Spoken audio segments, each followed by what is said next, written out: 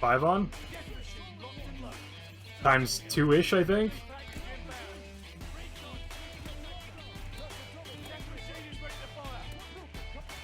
Yo, this PTRS goes stupid with the bipod. Hell yeah, bipod gang. Fun. I'm glad somebody gave him the bipod some love.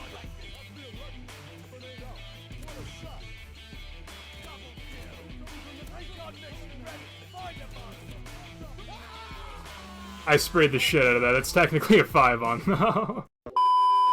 Ladies and gentlemen, today we are going to be talking about the big boy, the biggest sniper in the game. The PTRS is what I'm going to be calling it. The actual name in-game is the Gorenko anti-tank rifle. Now, I made a TikTok, follow me over there by the way, linked in the description, talking about this gun, and I said this is the best sniper rifle in the game. I stand by that, and today we're going to learn about that because this is going to be the best attachments you can use for the Gorenko. If you have not already, please subscribe to the channel. It's free to do so, and it helps out way more than you know. We're trying to reach 2,000, ideally before the end of the year. That is the goal I've set for myself. Hit that bell notification so you never miss an upload because we post every day to this channel. Hit that like button for me while you're down there. Leave a comment if there's anything you want to see me do. And share this video with a friend if you actually want to help out because like I mentioned, it's free to do. Without wasting any more time, let's hop into the attachments for the PTRS.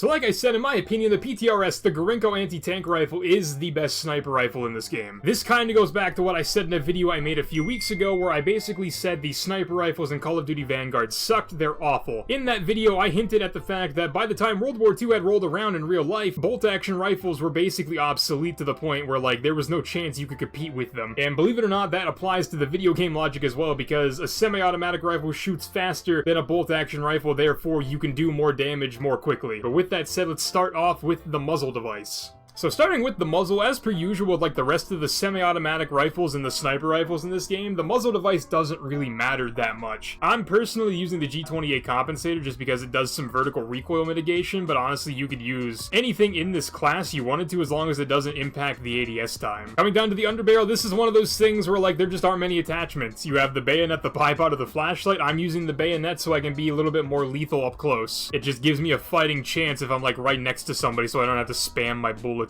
Heading up to the barrel, we're going to be using the 420mm Empress barrel. This is giving us some highly accurate and controllable actions, reduced scope sway and gun bob, and then some ADS speed, losing sprint to fire speed and hip fire accuracy, but we'll balance out the sprint to fire speed with some other attachments. Coming down to the magazine, you're going to want to use the 13mm AM 10-round magazine. You're just going to want to use the magazine that has the most bullets because the downsides to this are reload quickness and movement speed, but to be honest, you're not going to be moving that quickly anyway, and you're getting more bullets, so there's no downside really. Ammo type, they kind of threw me for a loop with this one. Generally, I say the only ammo type worth using is lengthen because it makes your gun more hit scanny. There's only 3 ammo types. I'm using FMJ just because I'm not a douchebag, but if you want to be a douchebag, by all means use one of the other ammo types. I'm just going to stick with FMJ though because I'm using it like a normal sniper. Heading up to the optic slot. This is generally personal preference, but if you want my honest opinion, whenever I started using this gun, I was using the slate reflector just because it was a nice picture, and I really didn't like the default scope, but then I got this one, the 3.5 rifle scope. This is this game's equivalent of what an ACOG scope would be, so this is actually the scope I'm probably going to continue to use for the lifetime of this game. So my recommendation would be the ZF4 3.5 times rifle scope for this gun. Coming down to the rear grip, fabric grip. It's just the ADS speed and sprint to fire grip. This is all we need to make the gun zoom in quicker. Now onto the stock. We're using the ZAC adjustable stock. It's giving us +3 to aim, walking movement speed, initial accuracy and recoil, +1 to recoil recovery, then +1 to ADS speed. So it's making us strafe quicker, it's making our initial accuracy and recoil better, it's reducing recoil, and it's making us ADS quicker. That is the best stock you can use for this gun. Now moving on to the proficiency, I think focus is really the only one worth using. You could make an argument for discard because you could reload quicker whenever you shoot all your bullets, but I think flinch resistance greater than sign reload speed, so that is my input. Focus is what you should use for the proficiency. And for the kit, per usual, I am using on hand because it lets me get my gun ready to use again after throwing equipment. So one last look at all the attachments for the PTRS, the Gorenko anti-tank rifle. Take a screenshot, share the video with a friend, and let's hop into a match and see the gun in action.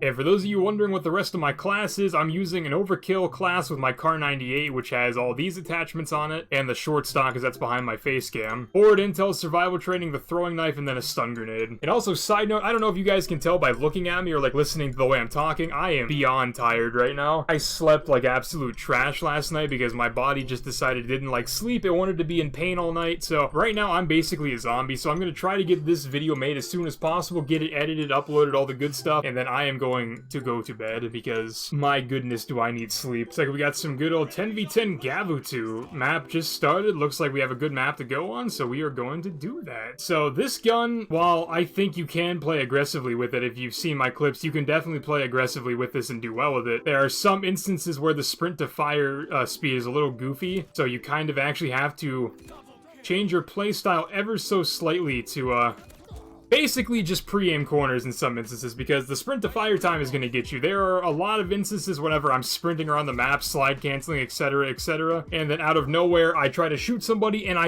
nothing happens because the sprint to fire time is awkwardly long in some instances, especially like whenever I'm going like between scoping and descoping. Like there is a sprint to fire time delay within that scoping delay, so my entire game plan right now is to get like right here. Might not be the best game plan because people just seem to know where I am at all times. I don't know where to look, and I'm a little scared to solo push things because I know I'm not going to live very long if I do that. So I am kind of baiting the shit out of my teammates and hoping for the best, but I have no idea where the enemies would be at. Behind me, of course. Silly me, why would I ever expect the enemies to be in front of me whenever I have my back to a corner? I would love to finish out that match because 10v10 Gavutu isn't a bad opportunity for some sniper stuff, but I refuse to sit here and let my teammates just sprint at the enemies who have top boat control. Alright, so I didn't really want to play Das House, but honestly, we don't really have many options because there just are not a lot of lobbies. Sprayed down, idiot. I don't give a shit. Alright, so let's see what we can do. The game is basically at the beginning of its life cycle. Let's see what we can manage to do, if anything, honestly. They spawn behind me. Naturally, they should. That is the theme of Call of Duty in 2021. Just zero skill, all spawns behind.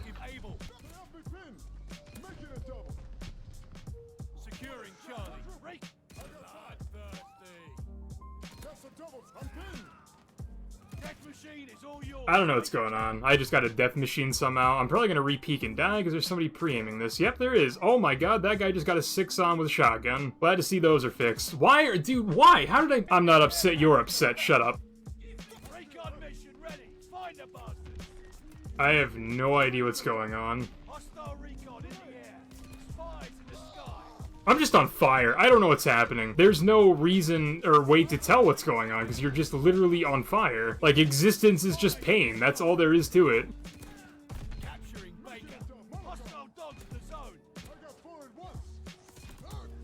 For some reason, I couldn't shoot that 5th guy. Weird.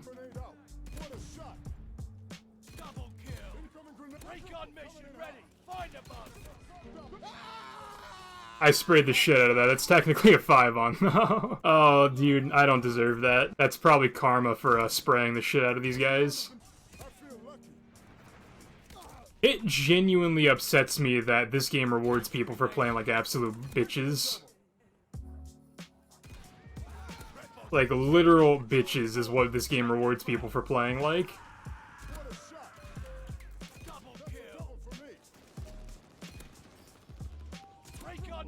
I mean, yeah, just keep peeking in the middle part of the map. And I'm on fire again, because like I said, that's just how you exist in this game. If you aren't on fire, that's the not normal thing. It is just normal to be on fire.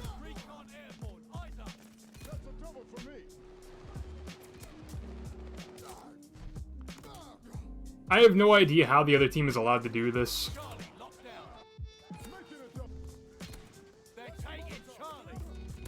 Like, they're just running through our spawn without a care in the world. I do not know how they are allowed to do this.